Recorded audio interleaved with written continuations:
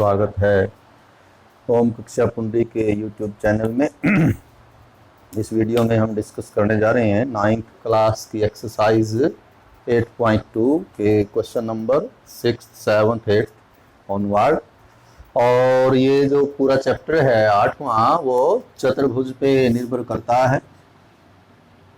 चतुर्भुज इसके बारे में हमने डिस्कस किया था कि चार भुजाओं से घिरी बंद आकृति चतुर्भुज होती है।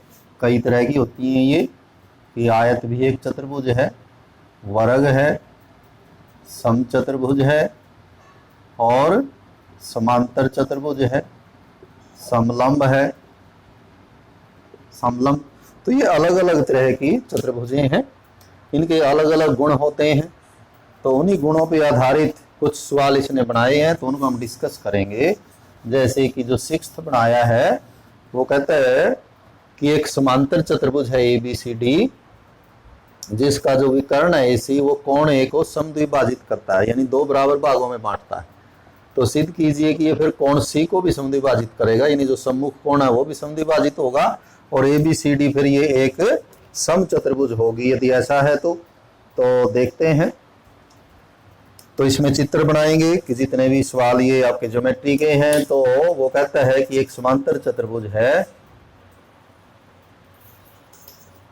ऐसे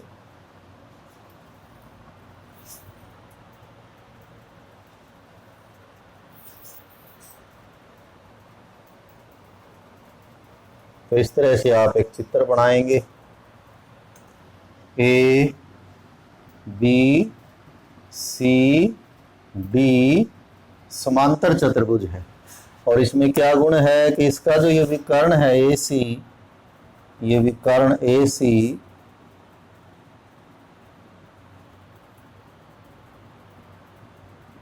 तो ये हमने विकर्ण AC इसका ड्रा किया। ये विकर्ण AC कोण A को समद्विभाजित करता है, तो ये दिया हुआ है। विकर्ण AC कोण A को समद्विभाजित का अर्थ ये हुआ कि यदि ये कोण 1 है और ये कोण 2 है तो ये दोनों बराबर है।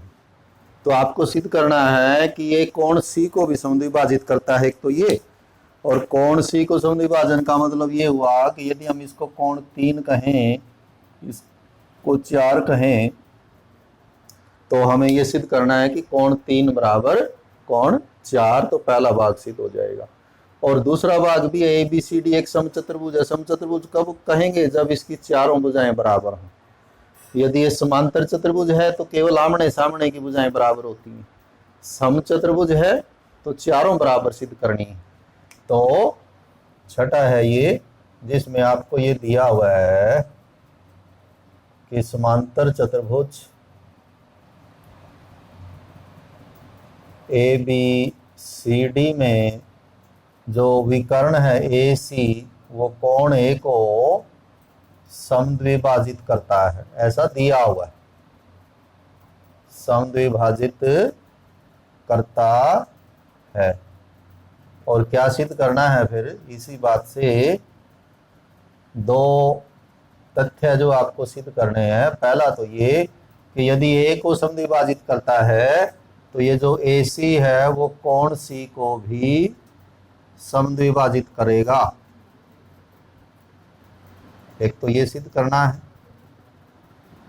और दूसरा सिद्ध करना है कि जो ABCD है वो एक समचतुर्भुज होगी वास्तव में। यदि ऐसा है तो ABCD एक समचतुर्भुज है, ये सिद्ध करना है। प्रमाण बड़ा आसान है इसका। कैसे? कि कोण 1 कोण 4 के बराबर होगा जी। उसका कारण लिखना चाहे आप ये भी, क्योंकि समांतर चतुर्भुज है तो AD और BC समांतर है। AD समांतर है BC के और AC जो है इनको काटती है, काटने वाली को बोलते हैं तिर्यक रेखा। AC तिर्यक रेखा है, छेदक रेखा है, इसलिए जो कोण 1 है वो कोण 4 के बराबर होगा। इन्हें बोलते हैं एकांतर कोण। एकांतर कोण। और क्या हुआ, कोण 2 जो है वो 3 के बराबर होगा जी, ये 3 के बराबर होगा। ये क्यों होगा, इसमें अलग कारण है कि ये दोनों समांतर हैं, ये इनको काटती है, तो इस रेखा और इनके मध्य जो बने कोण है वो समान होंगे, ये भी एकांतर कोण है, कारण इसका भी यही है, एकांतर कोण है। परंतु आपको क्या दिया हुआ है, हमें दिया हुआ है कि 1 और 2 तो बराबर है, यदि 1 और 2 बराबर हैं तो 1 4 के बराबर है, 2 3 के बराबर है, तो कोण बराबर हुए फिर, तो इसका मतलब तो कोण 3 और कोण 4 भी बराबर हुए, यानी ये दोनों कोण बराबर होने का मतलब ये हुआ ए सी कोण सी को भी समद्विभाजित करता है, ए सी कोण सी को समद्विभाजित करता है, पहला भाग सिद्ध होता है। अब आ जाए दूसरे भाग पे। तो पहला भाग तो बड़ा इजी था, हमने सिद्ध करके दिखाया। दूसरा भाग क्या कहता है कि जो ए बी सी डी है वो एक समचतुर्भुज है। समचतुर्भुज का मतलब फिर वही कि चारों भुजाएं आपको बराबर करनी है। उसके लिए कैसे करेंगे, आप त्रिभुज ले लें, 1 बराबर 3 कहीं है नहीं है तो आ जाएगा, कोई नहीं, तो इनको 1 और 2 दे देते हैं, हमें यहाँ आगे भी इस्तेमाल करना है। 1 और 2 से जो ऊपर दिया हुआ है, 1 और 2 से हम ये निष्कर्ष निकाल सकते हैं कि कोण 1 और कोण 3 बराबर हैं, या कोण 2 और कोण 4 बराबर है। किसी एक त्रिभुज के कोण ले लेने, या तो ऊपर वाले के या नीचे वाले के, दोनों लिख सकते हैं। तो 1 बराबर 3 कैसे लिख दिया हमने कि 3 जो है वो 4 के बराबर, 3 क्योंकि 1 और 2 बराबर है, 1 2 और बल्कि इसको 3 भी कह लें, तीनों को मिलाना पड़ेगा, 1 2 और 3 से, कि यदि हम तीनों को ये जो बराबर दिए हुए हैं कोण, यदि हम इनको मिलाएं तो कोण 1 और कोण 3 बराबर आ जाएंगे। इसलिए जो त्रिभुज है ऊपर वाली ए सी डी, त्रिभुज ए सी डी में, त्रिभुज में क्या होता है कि यदि 2 कोण बराबर हो तो उनकी सम्मुख भुजाएं भी बराबर होती हैं। जैसे 1 और 3 बराबर हैं तो 1 के जो सम्मुख भुजा है और इधर 3 के जो सम्मुख भुजा है वो बराबर होगी, मतलब 1 के सम्मुख तो कौन हुई, सी डी, किसके बराबर आ गई, 3 के सम्मुख भुजा हुई ए डी, सी डी बराबर ए डी, परंतु सी डी तो किसके बराबर है, सी डी तो ए बी के बराबर है, सी डी तो ए बी के बराबर है जी, समांतर चतुर्भुज है। और जो ए डी है, जो ए डी है वो बी सी के बराबर है। इसका मतलब तो ये चारों बराबर हुई, A B B C C D A D, और जिस चतुर्भुज की चारों भुजाएं बराबर हो उसको बोलते हैं समचतुर्भुज। तो ए बी सी डी समचतुर्भुज है। तो ये बड़ा आसान सा इसका प्रमाण है, कोई ज्यादा दिक्कत ही नहीं है, बिल्कुल सिंपल है। ये था छठा जी। सातवां है, सातवें में फिर समचतुर्भुज दिया हुआ कि ए बी सी डी एक समचतुर्भुज है, लगभग ऐसा ही उसमें एक प्रमाण आपको प्रूव करके दिखाना, एक तथ्य, एक फैक्ट। वो क्या है कि जैसे अभी हमने बनाई थी तो इसी तरह एक समचतुर्भुज, अभी तो ये समांतर थी वैसे तो, लेकिन हमने समचतुर्भुज इसलिए बनाई क्योंकि वो कहता था कि समचतुर्भुज ही बनेगी ये, यदि ऐसा है तो ए बी सी डी एक समचतुर्भुज है, तो दोबारा फिर एक समचतुर्भुज बनाएं। तो ये हम बना लेते हैं समचतुर्भुज, चारों भुजाएं बराबर हो जिसकी, उसको बोलेंगे समचतुर्भुज। और ये समांतर तो होंगी ही जब ये चारों बराबर हैं। तो ये हमारा ए बी सी डी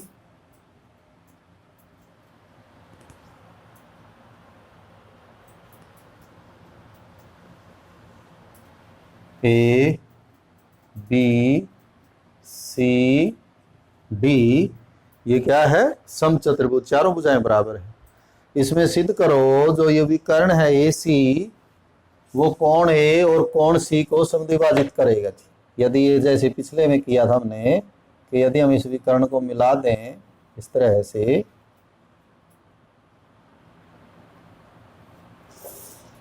तो ये विकर्ण ए सी जो है, विकर्ण ए सी कोण ए और कोण सी को समद्विभाजित करेगा। यानी आप कह सकते हैं ये कोण 1, ये कोण 2 और ये कोण 3 और ये कोण 4। तो हमें सिद्ध करना है 1 बराबर 2 और 3 बराबर 4। देखिए कैसे सिद्ध कर सकते हैं। तो यदि दिया है लिखें, तो 7वें में दिया है लिखेंगे कि समचतुर्भुज दिया हुआ है, दिया है समचतुर्भुज का मतलब जिसकी चारों भुजाएं बराबर हैं। समचतुर्भुज ए बी सी डी, और सिद्ध क्या करना है? सिद्ध करना है विकर्ण ए सी कोण बी और कोण सी को समद्विभाजित करता है या समद्विभाजित करेगा। ये सभी समचतुर्भुजों की बात है, कोई भी समचतुर्भुज हो उसमें ऐसा ही होगा। और इसका दूसरा भाग भी है कि जो विकर्ण बी डी है, विकर्ण बी डी वो कोण बी और कोण डी को समद्विभाजित करता है। ये दोनों चीजें हमें सिद्ध करनी है। समद्विभाजित करता है, तो प्रमाण इसका बड़ा आसान है। अभी जो हमने छठा किया वहीं से उठाएंगे कि चित्र अनुसार त्रिभुज ए सी डी में, क्योंकि चित्र से ही लिखा जाना है ये सारा, तो चित्र अनुसार त्रिभुज ए सी डी में अब यहाँ पर भुजाएं बराबर लेंगे हम कि ये समचतुर्भुज है तो चारों भुजाएं बराबर हैं। पिछले में हमने क्या लिया था? कोण बराबर लिए थे, भुजाएं बराबर की थी, क्योंकि हमें समचतुर्भुज सिद्ध करनी थी। यहाँ समचतुर्भुज दी है तो ये भुजा जो है इस त्रिभुज में, ये जो भुजा है ए डी, वो बराबर होगी डी सी के या सी डी के। और फिर उल्टा रिजल्ट, यदि त्रिभुज में दो भुजाएं बराबर हों तो उनके सम्मुख कोण भी बराबर होते हैं। तो ए डी बराबर डी सी है, तो इसका मतलब ये हुआ कि ए डी के जो सामने कोण है ये आपका 3, वो बराबर होगा किसके सामने? D C. डी सी के सामने है कोण 1। परंतु जो कोण 1 है वो तो कोण 4 के बराबर है। कोण 1 कोण 4 के बराबर। अभी पिछले सवाल में हमने किया था ये कि एक अंतर कोण बनेंगे। और इसी प्रकार जो कोण 2 है वो 3 के बराबर है, ये भी एक अंतर कोण बनते हैं। तो इसको नंबर 1 दे लें, इसको नंबर 2 और इसको कह लें नंबर 3। तो 1 2 3 से क्या आता है? 1 2 के बराबर है। कैसे आता है 1 2 के बराबर? कि 1 4 के बराबर है और 1 3 के भी बराबर है। और इसी तरह 3 जो है 2 के बराबर है, यानी 1 3 के बराबर और 3 2 के बराबर। तो इसका मतलब 1 और 2 बराबर हो गए। 4 से भी कर सकते हैं हम ये कि जो 4 है वो 1 के बराबर, 1 2 के बराबर, 2 3 के बराबर। तो यहां से क्या आ गया आपके पास? 1 2 और 3 से कौन कौन बराबर आ जाएगा? कि कोण 1 बराबर कोण 2 आ जाएगा, और उधर से कोण 3 बराबर कोण 4 आ जाएगा। और इसका मतलब क्या हुआ? इसका मतलब ये हुआ जो विकर्ण AC है वो कोण A तथा कोण C को समद्विभाजित करता है।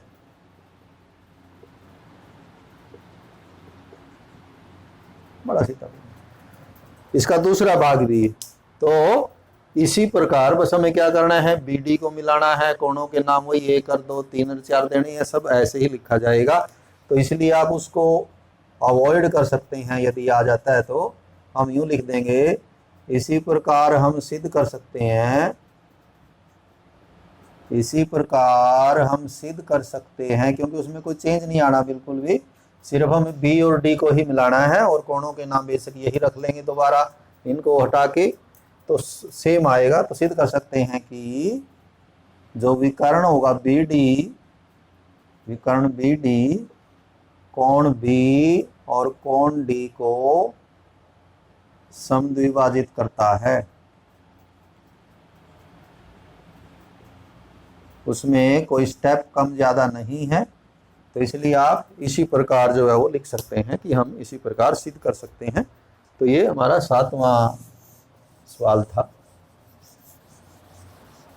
8वें में एक आयत दी हुई है, ABCD एक आयत है जिसमें विकर्ण AC, लगभग ये चीजें आपस में जुड़ी हुई हैं, वो भी लगभग ऐसा ही है कि विकर्ण AC कोण A और कोण C को समद्विभाजित करता है।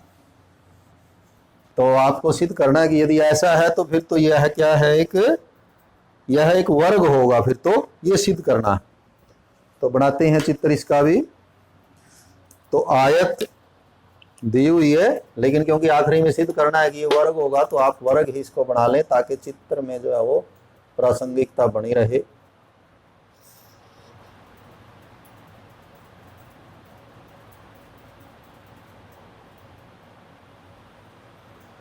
वर्ग जो है वो आयत तो होता ही है।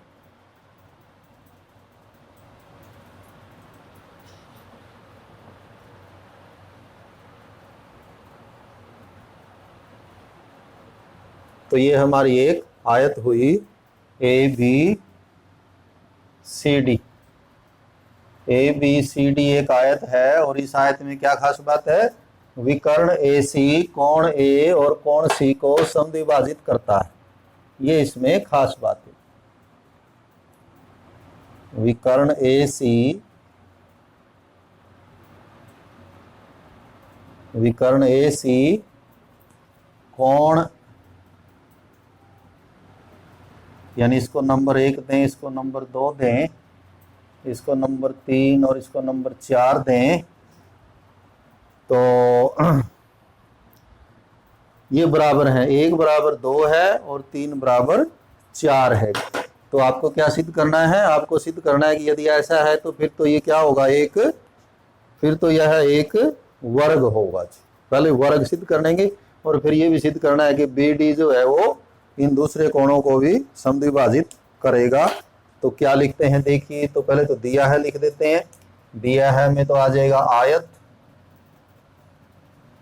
दिया है एक आयत ABCD जिसमें क्या विशेष गुण है, इसमें है कि जो विकर्ण है AC, विकर्ण AC कोण A तथा कोण C को समद्विभाजित करता है, ऐसा दिया है, समद्विभाजित करता है।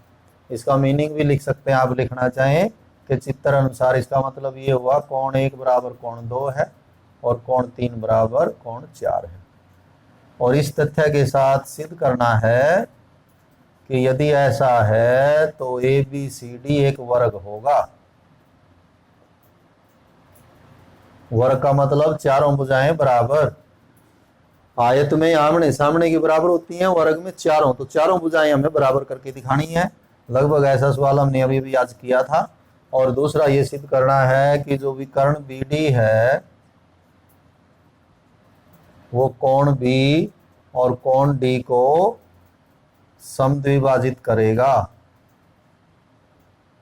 समद्विभाजित करेगा या करता है। तो इसका प्रमाण लिखते हैं, बहुत आसान है। कहाँ से शुरू करते हैं प्रमाण इसका, जहां जो दिया है उससे शुरू करते हैं जी।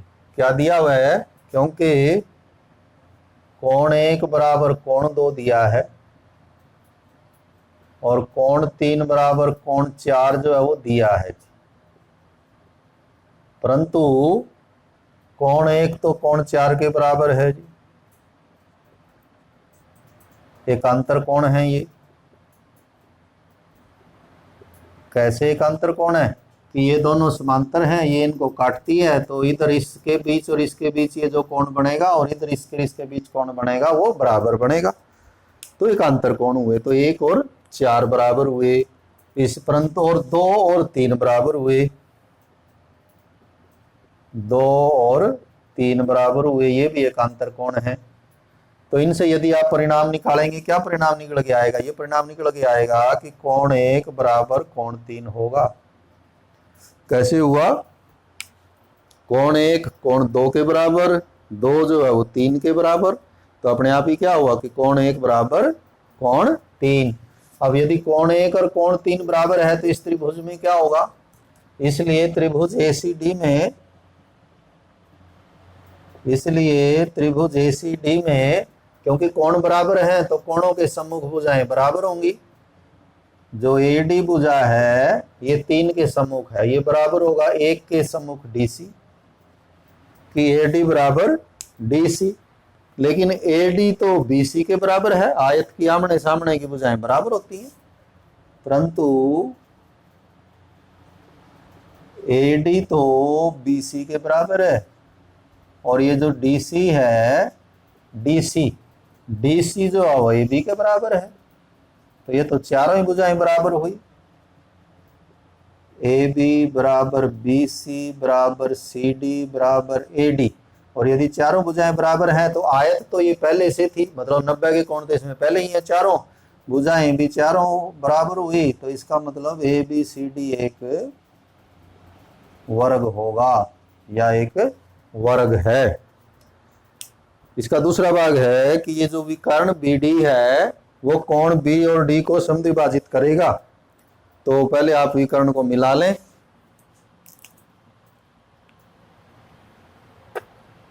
विकर्ण बी डी,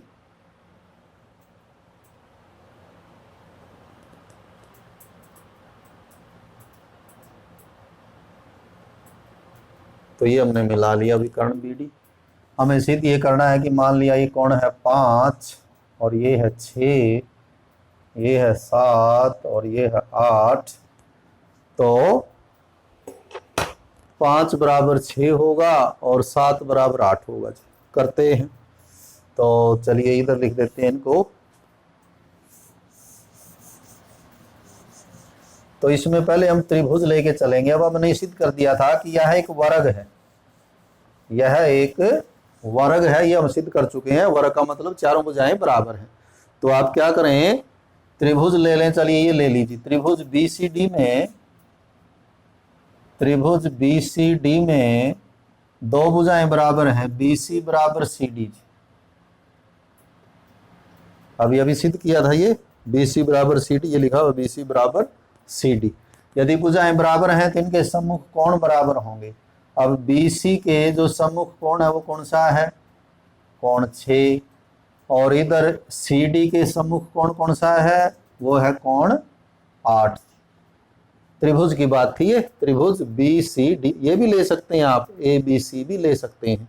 तो इसमें ए बी बराबर ए डी हो जाएगा, तो ए बी के सम्मुख कोण 5 और ए डी के सम्मुख कोण 7, 5 बराबर 7 भी लिख सकते हैं। परंतु कोण 6 तो कोण 7 के बराबर है, कोण 6 तो कोण 7 के बराबर है। एकांतर कोण है ये दोनों समांतर हैं, ये तिर्यक रेखा है, तो ये कोण बराबर होंगे। कारण लिखेंगे इसका एकांतर कोण। और जो कोण 8 है, कोण 8 है वो 5 के बराबर होगा, कारण इसका भी होगा एकांतर कोण। तो यहां से क्या हुआ, 6 हमें सिद्ध करना था, 5 और 6 बराबर हैं, तो क्या यहां से ये कह सकते हैं 5 और 6 बराबर है? कह सकते हैं जी। कैसे? 5 8 के बराबर है और 8 6 के बराबर है, तो इसलिए कोण 5 जो है वो कोण 6 के बराबर होगा। क्या 7 और 8 बराबर है? बराबर हैं 7 और 8। कैसे? 7 जो है वो 6 के बराबर है और 6 जो है वो 8 के बराबर है, तो इसलिए कोण 7 बराबर कोण 8, यानी ये दोनों कोण बराबर, ये दोनों कोण बराबर। इसका अर्थ क्या हुआ कि जो विकर्ण है बी डी वो कोण बी और कोण डी को समद्विभाजित करता है, समद्विभाजित करता है। तो ऐसे आप इसका प्रमाण जो है वो लिख सकते हैं। तो इस वीडियो में हम यही 3 जो सवाल हैं वो करेंगे, बाकी जो अगले वीडियो में। तो हैव ए नाइस डे।